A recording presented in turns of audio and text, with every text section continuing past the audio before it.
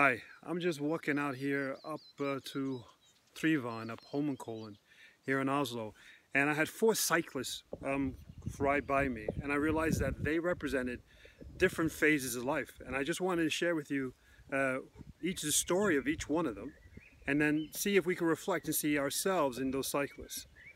The first cyclist was a guy, say middle-aged. He had a brand new road bike. He's riding up Holmenkollen all the way up to the top of Holmenkollen, which is Trivon, the ski resort. And as he's riding up there, he's doing it effortlessly. Sorry, he's doing it effortlessly. He's going so smooth, so fast.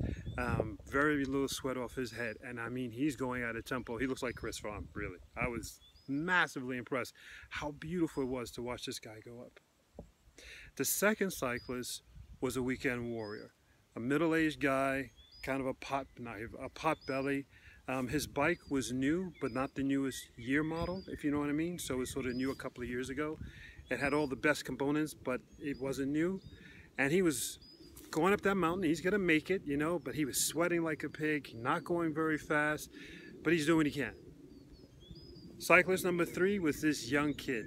He wasn't cycling on the road like the first two. He was cycling on the sidewalk right next to me. He wasn't on a road bike. He didn't know better. He was on a hybrid bike or whatever you call these things.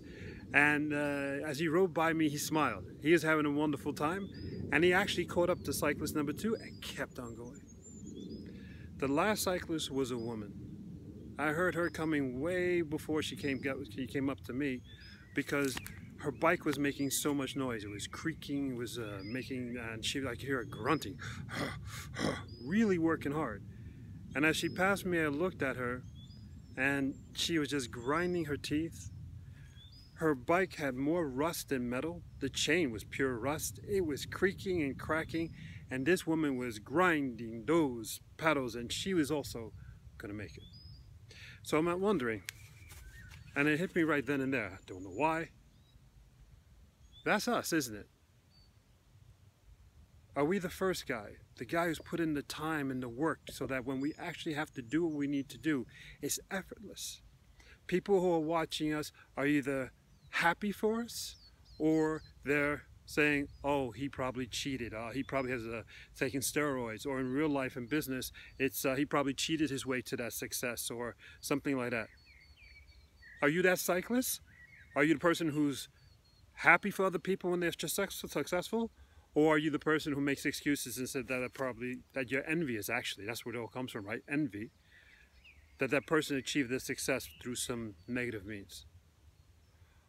Or are you cyclist number 2, the weekend warrior? The guy only has time because he's, you know, to exercise on weekends because he's got to work and all his other responsibilities. And this could be a woman too. Sex doesn't really matter. In a moment of impulse, he knew he or she was out of overweight, and they bought a bike to compensate. They bought a membership to a gym, but they never really use it. And when they do use it, it's uncomfortable. But they know they got to do something, so they use it anyway, and they go through the whole experience, and it's better than not going through the whole experience.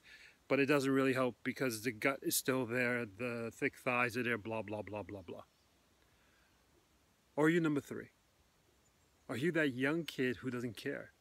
You're going out because it's a beautiful day. You just get a bike and cycle. You don't know the rules of the road. You don't care about the rules of the road. And you're going up there and you're just having a wonderful time. And as you experience these experiences, you're smiling at people. Or are you the 4th person?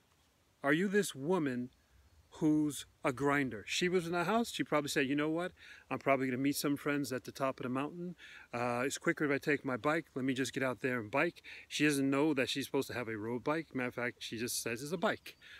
She doesn't know that she's supposed to maintain her bike. She doesn't even know there's rust. She just uses the bike. She just gets there. She's a grinder. It doesn't matter what's in front of her. It doesn't matter the hindrances, because she don't see hindrances. She just going to grind to get from A to B. Who are you in these scenarios? Or the 5th one? Surprise. Are you just the observer, observing the other 4?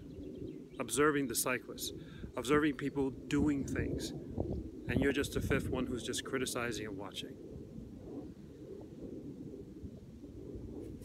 I think the one reflection I got from all that was, I don't know the answer, but I think the fact that I was able to see this and see these reflections of life when these people rode by me means that in that moment I was open to learn, I was open to experience.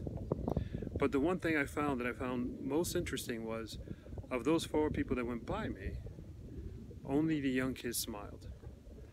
Only the young kid was enjoying the journey. So, are you enjoying your journey? Are you enjoying your ride up the mountain? Or do you feel that your ride up the mountain is only a ride down? This is Thomas Anglero, enjoying an absolutely another beautiful day in Norway, in the Norwegian forest, with cyclists and joggers and all sorts of people. Take care. Soul of Innovation.